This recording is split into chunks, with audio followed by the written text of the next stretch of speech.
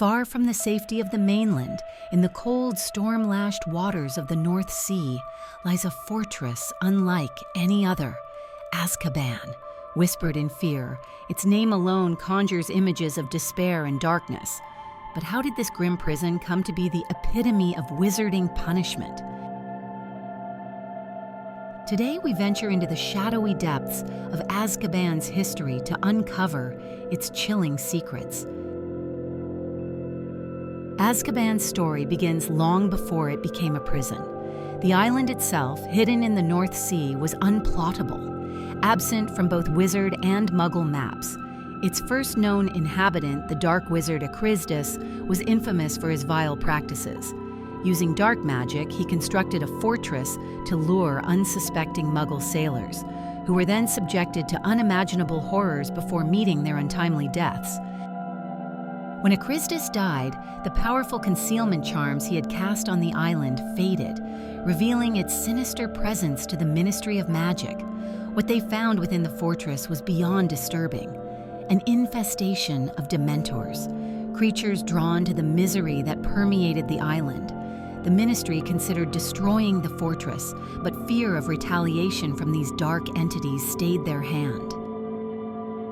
In the early 1700s, the International Statute of Secrecy demanded secrecy in all aspects of wizarding life, including law enforcement. The impracticality of using small, local prisons, where escapes could result in bangs, smells, and magical light shows, prompted plans for a centralized, secure facility. A remote Hebridean island was initially proposed for the prison's construction. However, in 1718, Damocles Rull became Minister for Magic and proposed an alternative, Azkaban. He saw the Dementors not as a threat, but as a potential asset. Why build a new prison when a fortress guarded by creatures that fed on despair already existed? Despite protests, Azkaban was established as the official wizarding prison of Great Britain. Its reputation as a place of fear and hopelessness began. Between 1733 and 1747, Minister Eldritch Diggory visited Azkaban and was appalled by what he saw. As of Eldritch Diggory's visit, a graveyard had been established on the island to accommodate those who had died in the prison. Prisoners were driven to madness, their will to live drained by the Dementors. Many perished long before their sentences ended. Diggory, deeply moved by the inhumanity, formed a committee to explore alternative solutions. But change faced opposition. Many feared that removing the Dementors would provoke them to invade the mainland, endangering countless lives. Before Diggory could bring about reform, he succumbed to dragonpox, leaving his efforts unfinished.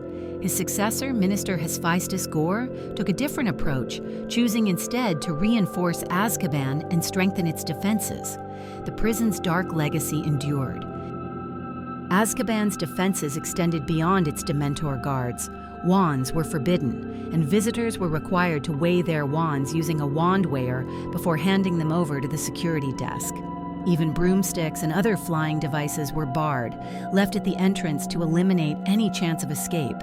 Additionally, the prison was likely fortified with an anti-apparition charm or anti-disapparition jinx, making it impossible for prisoners to vanish into thin air, even if they somehow managed to retrieve a wand. These layers of security ensured that Azkaban remained inescapable, at least for most. For nearly 2 centuries, Azkaban was considered inescapable, yet history tells of 2 notable exceptions. In 1982, Barty Crouch Jr. became the first to escape. Barty's mother used polyjuice potion to disguise herself as Barty during her visit to Azkaban. The Dementors, who are blind, couldn't tell the difference between the healthy and dying people entering and leaving the fortress. Barty's mother died and was buried in Azkaban, and the wizarding world believed that Barty was dead. 11 years later, Sirius Black achieved the unthinkable, slipping past the Dementors by transforming into his animagus form, a dog.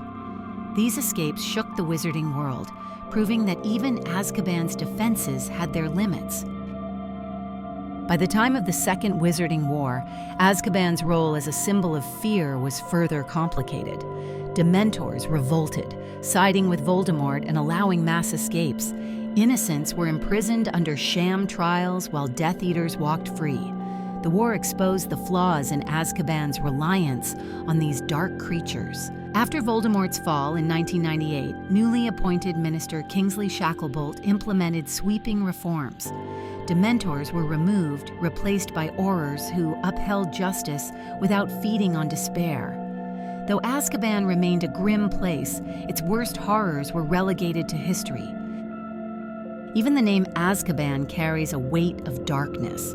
Inspired by the Hebrew word Abaddon, meaning place of destruction, and resembling the infamous Alcatraz prison, Azkaban's very identity reflects its grim purpose. Its isolation and inescapability echo through its name, its history, and its haunting legacy.